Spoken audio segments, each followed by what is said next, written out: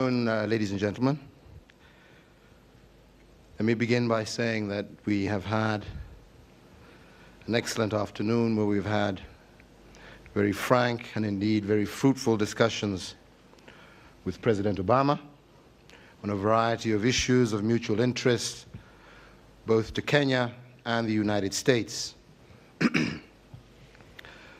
This follows the signing of agreements covering areas of mutual interest such as security, visa reciprocity, and the development cooperation, amongst other things.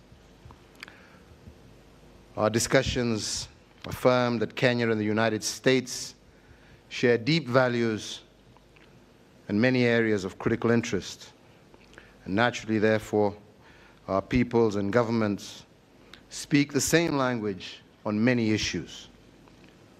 Kenya is an open, democratic society underpinned by our embrace of democracy. We are deepening that democracy while fighting global terrorists who seek to destroy our way of life. Left undefeated, they will redraw the international system and make room for violent extremism and tyranny. We agreed together that we can build a future in which our people of all faiths, cultures, live peacefully together, with the rights of individuals and minorities protected, and those in power held to account by strong and inclusive institutions.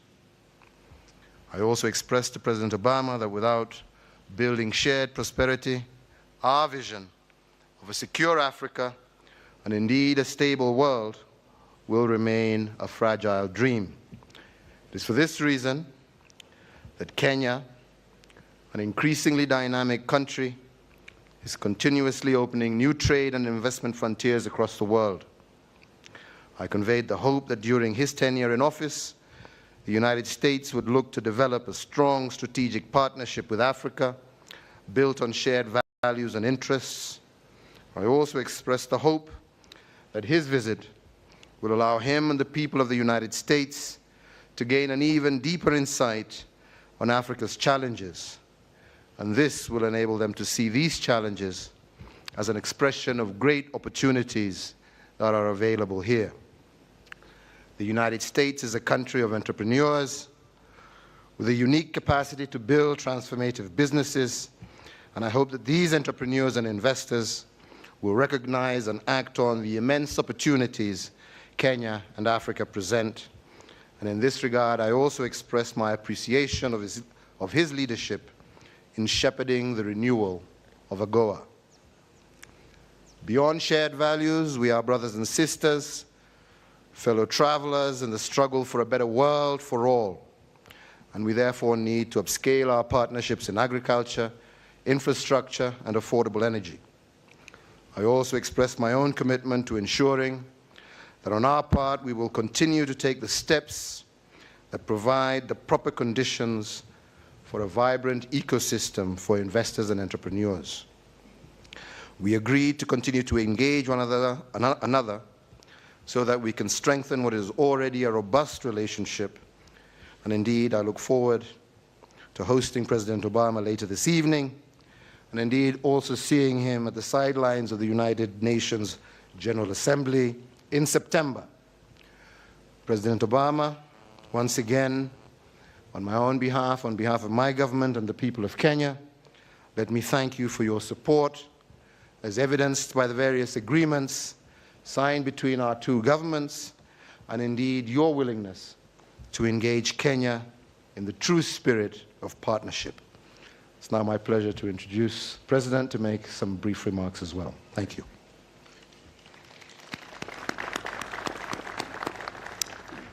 Habari,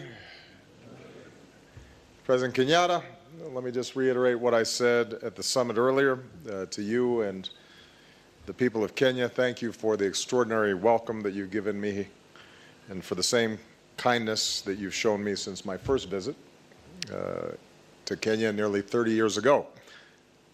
I'm proud to return as the first U.S. president to ever visit Kenya while still in office. I need to give a special acknowledgement to everybody in Alego and Kogelo and Kisumu.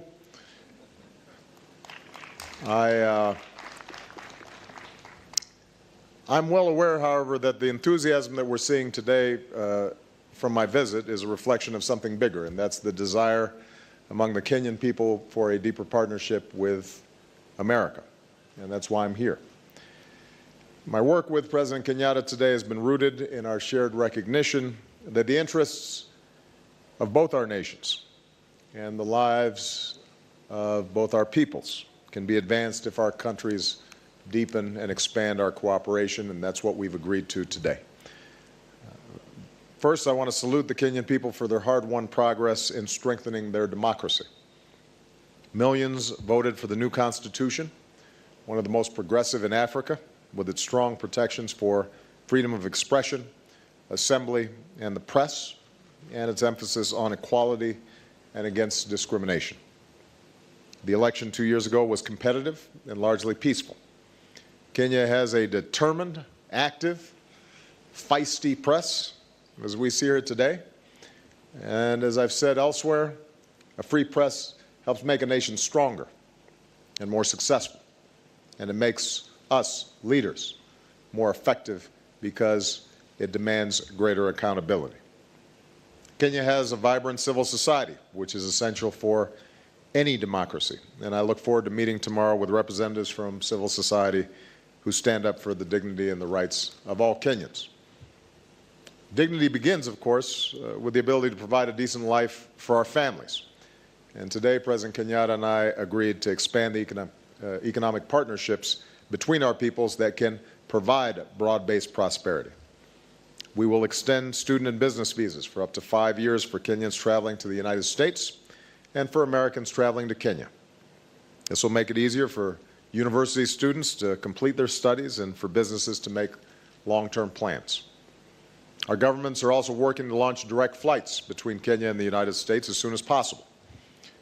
As part of our Young African Leaders Initiative, we'll also continue to support promising Kenyan youth as they work to become future leaders in business, civil society, and government. Now that we've renewed the African Growth and Opportunity Act, or AGOA, for another 10 years, I discussed with President Kenyatta how we can expand our economic cooperation, and we're especially focused on infrastructure and energy, two keys to economic growth. Our Power Africa initiative is supporting Kenya's goal of achieving its national energy needs, electricity for Kenyans, by 2030. And this includes innovations that bring power to rural Kenyans who are off the grid, as I saw earlier today at the Global Entrepreneurship Summit. I also want to commend Kenya, a leader in clean energy, for announcing its post-2020 target to limit carbon emissions as part of our fight against climate change. Together, we are confronting insidious threats to Kenya's prosperity. President Kenyatta, I want to commend you on your announced commitment to rooting out corruption.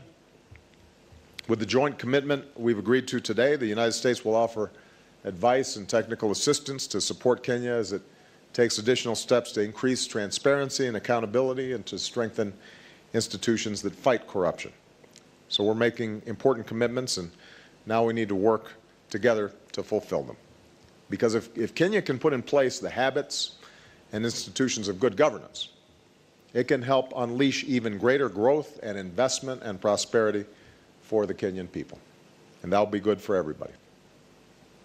Our countries are also close partners in the fight against poachers and traffickers that threaten Kenya's world-famous wildlife. The United States has a ban already on the commercial import of elephant ivory. I can announce that we're proposing a new rule that bans the sale of virtually all ivory across our state lines, which will eliminate the market for illegal ivory in the United States. On security, the United States and Kenya are already strong partners, and today we reaffirmed that we stand united in the face of terrorism. Earlier, I had the opportunity to meet with survivors and families of victims of the bombing of our U.S. Embassy in 1998. In the face of despicable violence, such as the attack on Garissa University College and the Westgate Mall. The Kenyan people have shown incredible resolve and remarkable resilience. I also want to pay tribute to the sacrifices of Kenyan forces who serve in the African Union-led mission against al-Shabaab in Somalia, and to thank Kenya for hosting so many Somali refugees who are the victims of al-Shabaab. Today, we discuss deepening our security cooperation. As part of our security governance initiative, our governments signed an action plan yesterday in which we'll support Kenya's efforts to strengthen its judiciary, police, and border security. We also discussed broader efforts to counter violent extremism here in Kenya and around the world, efforts that are advanced when there is rule of law, respect for human rights, a space for civil society and peaceful dissent, and when we welcome all communities as our partners. All our nations are going to have to work together in order for us to be successful. We also had the opportunity to discuss regional security issues, and we focused in particular on the terrible conflict in South Sudan, which has taken so many lives that cause unbearable suffering for the South Sudanese people. The situation is dire, and we agree that the best way to stop the fighting is for